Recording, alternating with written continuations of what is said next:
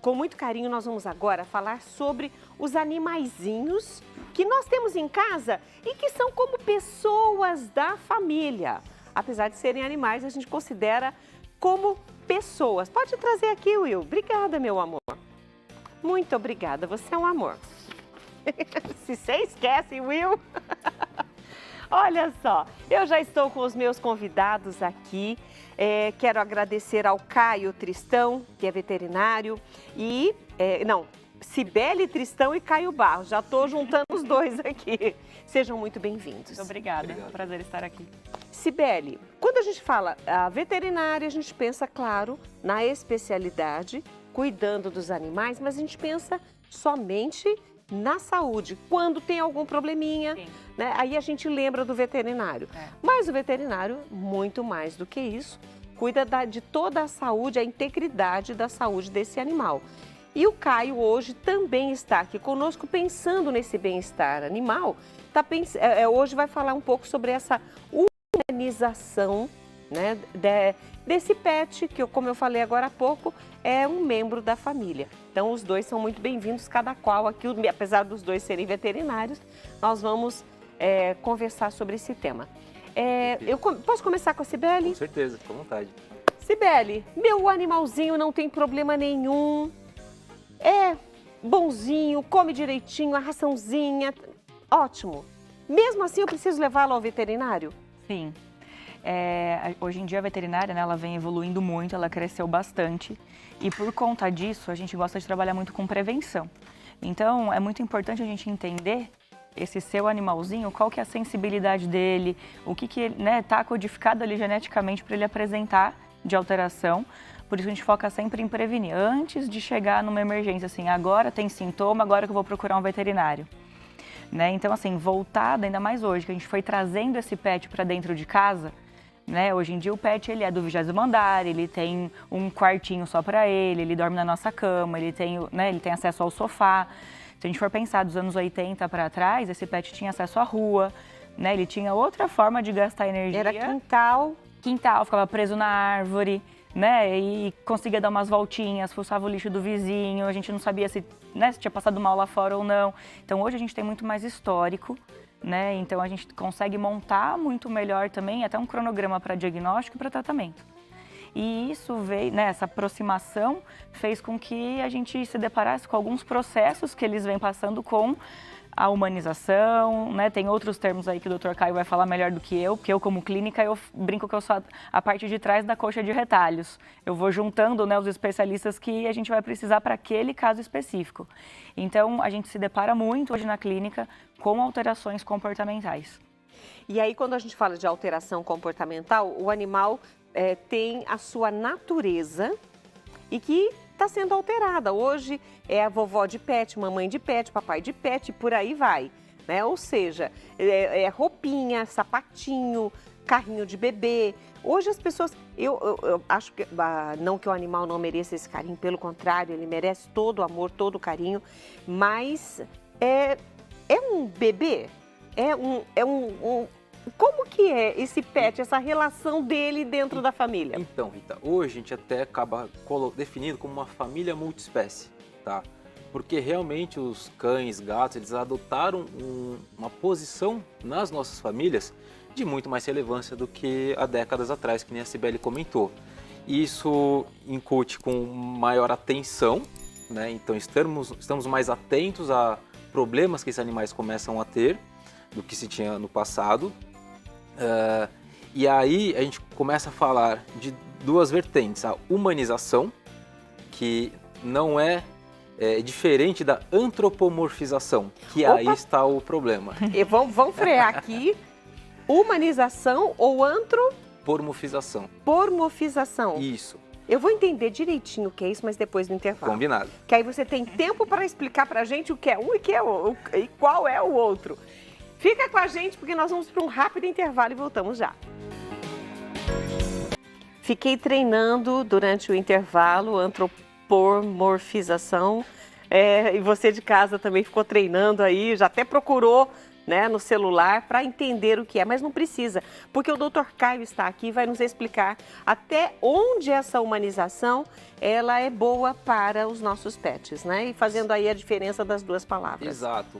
Humanizar, dar um tratamento humanizado para aquele indivíduo, isso a gente acaba usando em outros contextos, né? Que nem a Sibeli estava comentando aqui no intervalo. Vou no hospital, eu espero um tratamento humanizado, um tratamento com atenção, com carinho, com cuidado, para atender às necessidades daquele indivíduo. E justamente a gente deixou de ter aquele animal no quintal, exposto a mudança de tempo, comendo restos, para ter dentro de casa cuidados veterinários, cuidados nutricionais. Então isso, humanizar o tratamento, a forma como a gente lida com esse indivíduo é bom. Agora, a antropomorfização, que é tentar trazer características humanas para aquele indivíduo, aí que acaba não sendo tão interessante. Porque a roupinha, em alguns casos, é interessante, para de pelo curto, que tem pouco pelo, em ambientes frios, é interessante. Mas um sapatinho, será que vale a pena? Tem por que eu colocar um sapatinho naquele cão? Enfim, outras formas que a gente acaba exagerando no cuidar daquele indivíduo, de forma que ele não vivencia os comportamentos naturais da espécie, que é o que você estava comentando. O cão, ele é um cão, então ele precisa fazer coisas de cão. Buscar comida, interagir com outros indivíduos, se uma vez que bem apresentado na forma correta para outros indivíduos, interagir com seus tutores, enfim, fazer tudo o que ele precisa fazer. Isso sim é dar um cuidado humanizado. E às vezes a gente passa um pouco desse ponto, que é aí onde a gente entende coisas, começa a ter coisas que não são interessantes. Tem necessidade de eu levar um cachorro no shopping, por exemplo, um Spitz desse tamaninho, no shopping, um ambiente fechado, ele no colo, com muito barulho, o quanto isso está sendo bom. O ouvido do animal é muito sensível, né? Exatamente. O olfato também, né? Então é muito estímulo, né, gerado. Exato, é muito estímulo. E será que o cachorro ele gostaria de estar ali? E isso entra mais na antropomorfização do que na humanização. Então a gente acaba, às vezes, esquecendo o que é importante para o indivíduo, para o cão, para o gato, para atender um desejo meu. E é onde está o problema. E muitos casais optam por não ter filhos e acabam adotando um pet e fazem o que gostariam de fazer para o seu filho, fazem para o pet. E aí sim entra no significado desta palavra, que não é bom para o animal. E quando a gente fala o cão, a gente generaliza, ou o gatinho, a gente generaliza. Sim. Não são todas as raças que aceitam esse tipo de cuidado exagerado. Ou todas elas... Como fica, doutor? Doutora também? Até um certo ponto, aí assim, tem a questão racial e tem a questão individual também.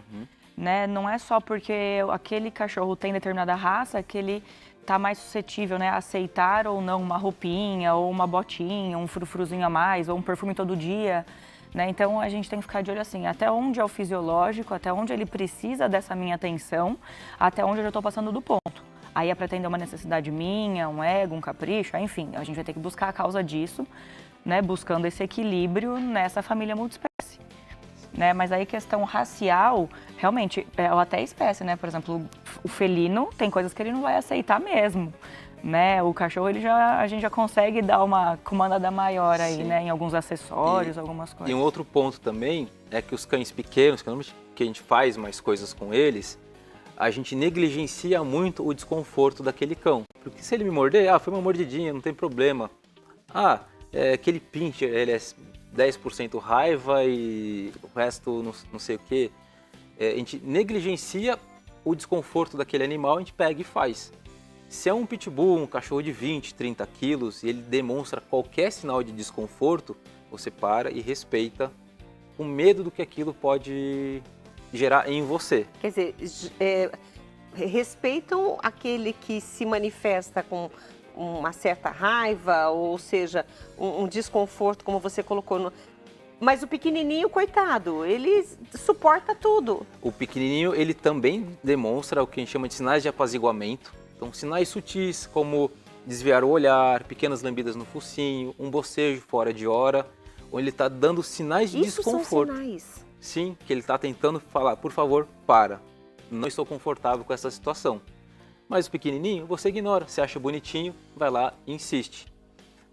E aí o cachorro grande, se ele começa a dar esses sinais, a primeira mostrada de dente que ele te dá, você para. O pequenininho, você insiste. É mais fácil de respeitar, né, o grandão. Mais fácil de respeitar o grandão, é verdade. Ainda mais se for um cão bravo. Sim. Exatamente. Então, esses são alguns pontos que a gente acaba negligenciando e na raça grande você respeita. Nas raças menores, você vai lá e insiste. Qual a sua orientação e o equilíbrio entre estas duas palavras? O que é ideal para o animal?